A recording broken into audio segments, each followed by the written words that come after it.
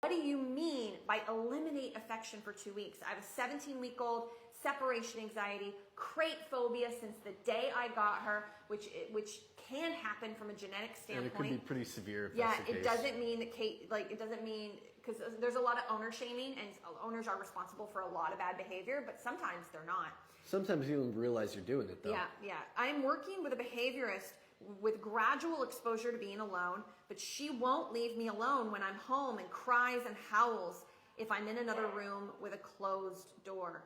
This is such a good question. If I'm working with you, I'm completely redoing your program and how you're interacting with your dog during the day. I'm gonna pull affection completely for 2 weeks. And that seems so harsh, but I hope you guys know out there that your dog's affection, not how you feel and what you want, but your dog's affection comes from teaching them new things, training, play, interactive play, tug, drop, break, fetch, walks, teaching them boundaries, just like with kids and relationships. Like, that is all affection as far as they're concerned.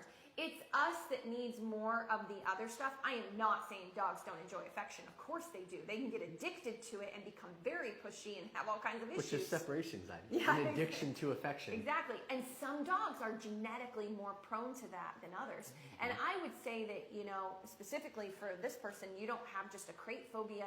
You've got full-blown separation anxiety. And so it might not be a crate phobia. It might just be separation anxiety. The 2 weeks of lack of affection is to give you ground zero. Yeah. It's to give you a baseline. It's to give you somewhere to work slate, off of. Cleaner slate. But anyway, that's what we mean by that. As far as, you know, trying to help you with these specifics, we don't have time to go in it today. But if you go on our YouTube and look at all our Q&As, we do deep dives on some of our Q&As when people have asked us these questions. So if you could do that or come back next week, join us live, we'd be happy to talk with you. We also do have our online school. We have a lot of Yeah. videos that go over puppy meditation, calm crate patterning, different things you can do with your dog instead of giving affection. And what Bethany mentioned earlier about giving food and training and all that, what we tell our people who are on the 2 weeks no affection is when you want to give a pet, do a 5-minute training session and just give food. Because food is a pet to your dog, and it's better than a pet could ever be. And how are you petting, and when are you petting?